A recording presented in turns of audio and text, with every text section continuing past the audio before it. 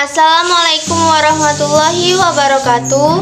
Dalam video ini, saya akan menjelaskan materi mengenai integrasi sosial. Perkenalkan, nama saya Alia Fitri Alzara dari kelas 11 MIPA 4. Integrasi sosial. Integrasi sosial adalah penyesuaian unsur-unsur yang berbeda dalam masyarakat sehingga menjadi satu kesatuan yang serasi. Unsur-unsur yang berbeda tersebut dapat meliputi perbedaan ras, budaya, agama, bahasa, kedudukan sosial, kebiasaan, sistem nilai, dan norma. Selanjutnya, bentuk-bentuk integrasi sosial. Yang pertama, integrasi normatif. Integrasi ini dapat terjadi karena adanya norma yang berlaku dalam masyarakat. Dalam konteks ini, norma merupakan pedoman. Dengan adanya norma, masyarakat dapat bersatu dan kehidupan yang harmonis dapat terwujud. Yang kedua, integrasi fungsional. Integrasi ini bisa terjadi karena adanya fungsi-fungsi di masyarakat. Dengan mengedepankan fungsi dari setiap pihak yang ada di masyarakat, integrasi sosial dapat terbentuk. Lalu, yang ketiga, ada integrasi koersif. Integrasi ini dapat terjadi karena adanya pengaruh kekuasaan dari penguasa. Dalam hal ini, penguasa menggunakan cara-cara koersif atau kekerasan. Contohnya, polisi saat membubarkan demonstrasi yang merupakan wujud konflik masyarakat. Selanjutnya, faktor integrasi sosial. Yang pertama, besar kecilnya kelompok. Konflik dan kekerasan yang terjadi dalam masyarakat dengan jumlah anggota sedikit cenderung lebih mudah mencapai integrasi dibandingkan dengan anggota masyarakat jumlah lebih banyak. Kelompok masyarakat dengan jumlah anggota lebih banyak akan lebih sulit dikendalikan karena memiliki tingkat kemajemukan yang tinggi. Sebaliknya, menyatukan anggota kelompok kecil lebih mudah karena tiap-tiap anggota dapat menyesuaikan perbedaan lebih cepat. Yang kedua, homogenitas kelompok.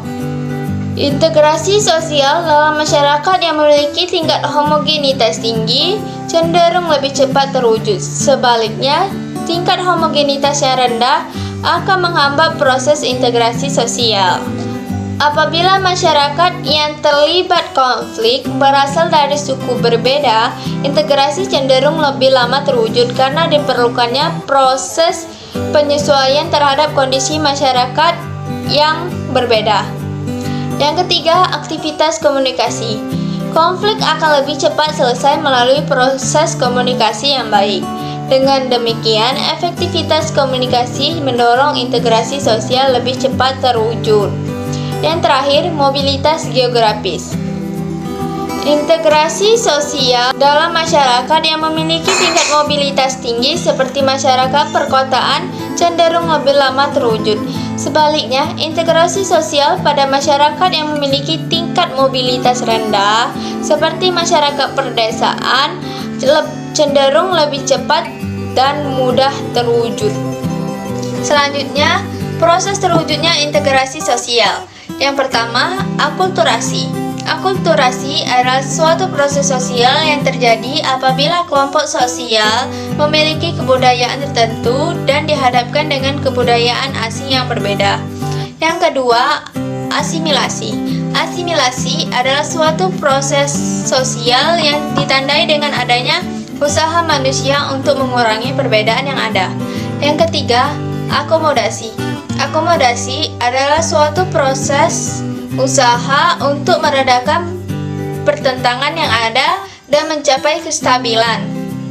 Selanjutnya, yang terakhir yaitu syarat keberhasilan suatu integrasi sosial. Yang pertama, setiap anggota masyarakat memiliki kesadaran untuk memenuhi kebutuhan. Yang kedua, norma-norma serta nilai sosial berlaku cukup lama, tidak mudah berubah, dan dijalankan secara konsisten oleh setiap anggota masyarakat.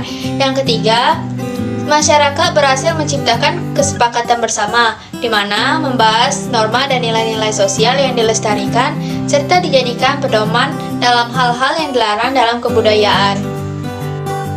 Itu saja yang bisa saya sampaikan pada video ini. Terima kasih telah menontonnya. Saya akhiri. Wassalamualaikum warahmatullahi wabarakatuh.